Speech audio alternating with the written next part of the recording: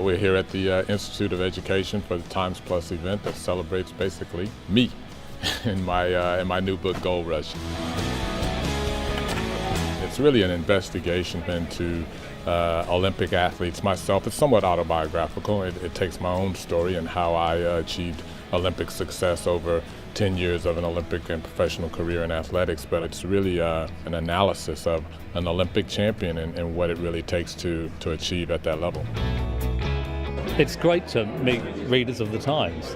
One is permanently in a state of tremendous sense of privilege. That the readership of the Times is large, which is fantastic, very diverse, but also very intelligent and probing, and the questions are never anything other than intense and fascinating, and you learn a lot from that kind of engagement. These are obviously people who read my column, who actually are interested in what I'm interested in writing about, and so we have mutual interests, so it's a great experience to be able to come face to face with them.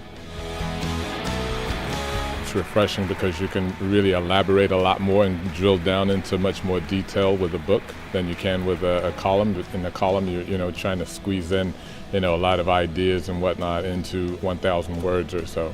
The other side of it is when you're at to write 55, 60,000 words for a book, I mean it can be a little bit daunting at the beginning, and then kind of, all right, where do I start? And in the end, you've got something that you're really proud of, and I'm very proud of Gold Rush. I think I think a lot of people will find it very interesting, and I think it answers a lot of questions that people have had. Are you familiar with the term choking?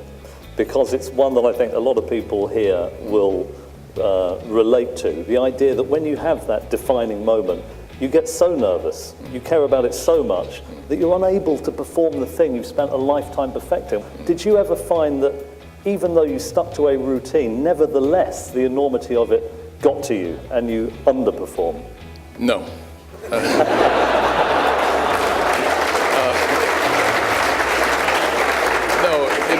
It's. I wish I could have given that answer. It's really great to have two really well-respected sportsmen together, and I've always enjoyed reading Matthew's columns, and Michael Johnson, the legend. What more can you say?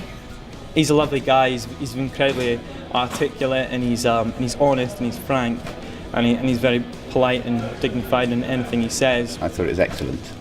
He speaks very intelligently, very thoughtfully, but also isn't afraid to say some controversial things. Michael Johnson has been an inspiration for me since I was a little boy. He was actually my favourite athlete growing up. So this opportunity to come down here in London to meet him, I couldn't pass this. You've read books about him, you've seen him on the telly, with some historic races, great performances, some incredible world records. He's a living legend and a sporty icon. It's like a once-in-a-lifetime opportunity. It's great to see him, and surreal to actually shake his hand and stuff like that. So yeah, it was great. I loved it. I'm a Times Plus member, so I saw it on the website and also read a couple of the extracts in the Times. I think it really lets the audience connect with the Times, and you really feel like you're getting that input and getting something back and being rewarded, and I've really enjoyed it.